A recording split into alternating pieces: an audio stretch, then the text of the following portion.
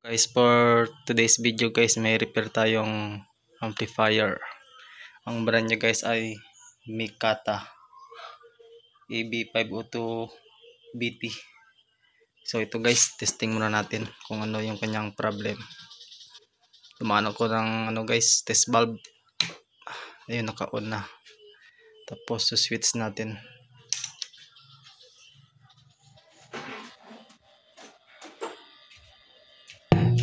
Ayun guys, may ilaw yung aking valve. Tsaka yung speaker umuugong guys. Wait lang guys, patayin ko muna guys.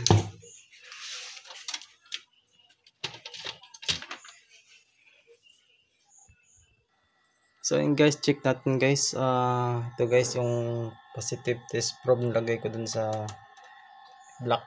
Check natin guys kung ano yung may DC out yung kanyang output. Yun guys, ang taas ng kanyang DC out, lahat ng channel. Ayun. So yung may problem nito guys, yung kanyang main amp dito guys. Pero nagtaka ako guys, bakit yung relay niya nag-on pa rin kahit may DC out. So yun guys, i-backlassing ko muna ito guys. Babalikan nyo kayo guys. So ayun guys, nakalas ko na yung kanyang pinaka main amp. Ito guys, isang channel, naka 2 pairs, at yung kabila guys ito. Yan. So yung gagawin natin guys ay i-check natin yung kanyang mga voltahe or supply at ang kanyang pinaka biasing sa kanyang output. So set up ko muna guys. Power on ko muna guys. Ito yung aking test valve at switch.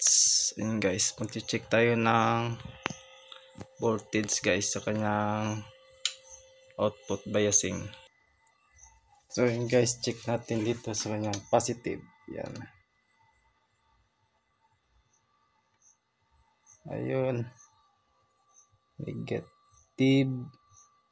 Negative siya guys sa kanyang, ito dapat positive bias nito guys.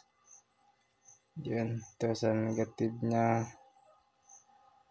Ayun guys, parang abnormal yung bias nya guys. Lahat ay negative dapat dito guys, hindi ito negative.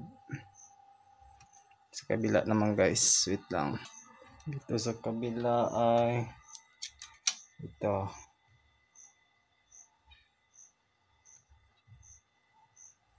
sa kanyang negative or PNP output transistor. At saka ito guys ay ayun, lasang bias, yung bias guys. So guys, may problema sa kanyang bias guys. Check natin muna yung kanyang mga pyesa guys. Guys, tanggalin ko muna yung kanyang, ito guys yung output nya. Tanggalin ko itong heatsink guys at check natin yung mga pyesa. Check natin guys sa loob guys, may mga kalawang. At dito guys, mga pyesa na to, isa-isahin natin to guys. Tsaga-tsaga lang.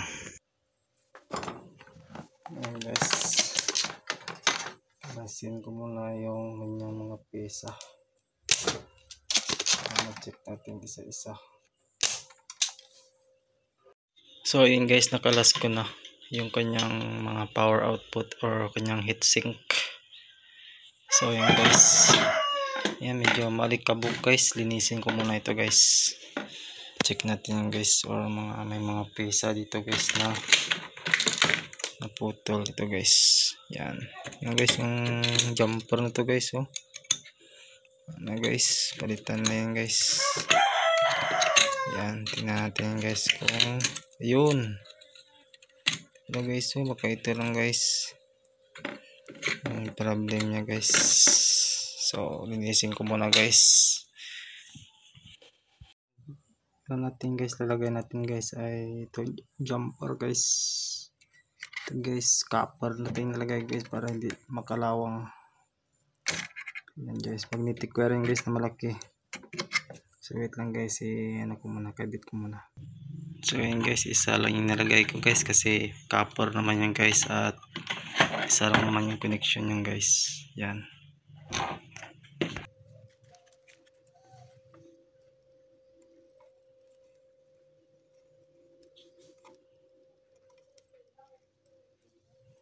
Connected pala ito sa supply guys. So check natin mamaya guys kung mag-normal na yung kanyang bias. Mga ginalawang na mga jumper guys, pinalitan ko na. So ngayon guys, i-check natin guys yung kanyang mga bias at check natin kung merong DC out. So symbol ko muna guys. Ngayon guys, kinabit ko na yung kanyang heatsink at binalik ko na yung kanyang power output. So ngayon guys, check natin yung kanyang bias. So guys, kabit ko na yung kanyang mga wiring guys. So ayun guys, check natin kung may DC out. Guys. Ayun guys, meron pa rin guys. Meron pa rin siya. Saka yung bias dito guys, wala. So meron pa problema pala ito guys. Hindi pala yun sa jumper. So yun guys, double check ko muna yung mga pyesa doon na dito guys sa section na to. So dito sa kanyang driver guys, to guys yung driver niya. Ayun, 0.6 0.5. Parang may error dito guys. So dito tayo mag-check guys, ditong section to guys. Mga transistor, resistor. Check itong mga yan, baka may mga pisang sira dito. Na resistor guys ito. 5.6. Guys, testeran ko guys. Yan guys, naka times 1K ako guys. Yan. Hanap mo para ang tester ko yan. Dapat yan guys, may reading. Ito kasi 5.16 to. Yan, may reading ito guys, wala. So ito guys, open.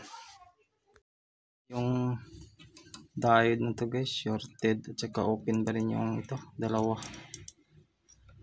Hanapan natin ang pamalit ito guys, shorted ito guys. Ito guys, shorted yan guys, yan. Wait, baliktarin, shorted. So ito guys, palitan natin yan guys. Guys, napalitan ko na guys yung 6.8 tsaka yung 15 volts na Zener. So bali ito guys. Bali ito yung mga nakita kong sira guys dito. Series na ko guys. Yan, 4.7 tsaka 2.2K para makuha natin yung value nya. So yun guys, testing ulit natin kung magna-normal na ba yung bias nito guys. Kasi dito kanina guys, negative yung bias nya. Dapat positive yan guys. Dito yung negative sa driver na to. Power output pala guys. So yun guys, set up ko muna at check natin yung kanyang voltage. So ito na guys, testing natin yung kanyang bias. Yan, dito guys tayo. Ayun, 0.34 na guys. Kanina guys, negative yan eh. Negative 4 volts ba yun? Tapos dito sa negative PNP transistor guys. Yan. Negative 0.33 volts dito sa isang channel guys. Yan. So 0.3 lahat guys, mababa lang pala yung bias nito guys. So wala naman DC out guys. Yan. Ito yung pinaka output niya guys eh. Yan. Wala na siyang DC out. Kanina mataas yung DC out nito eh. So yan guys, i-assemble ko guys at i-sound check natin kung may audio na. Guys, at normal na siya guys. Tingnan mo guys, bulyong ko guys, at ito kapain ko guys, yan nagka-humming na siya guys. Check natin sa kabila guys, sa kabilang channel. Yan, dito yan, yun nag-humming na guys. It means may signal na pumapasok at wala na siyang DC out. So testing natin sa music ito guys. USB lang yung USB lang guys yung pag-testing ko.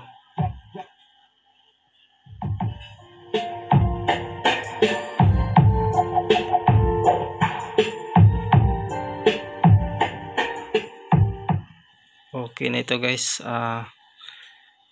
So assemble ko lang ito guys, at di ko na ipapakita yung pag ano ko guys, pag sarado ko. So hanggang dito na lang guys yung aking video. Salamat sa panonood at please subscribe na lang guys, at maraming salamat po. God bless.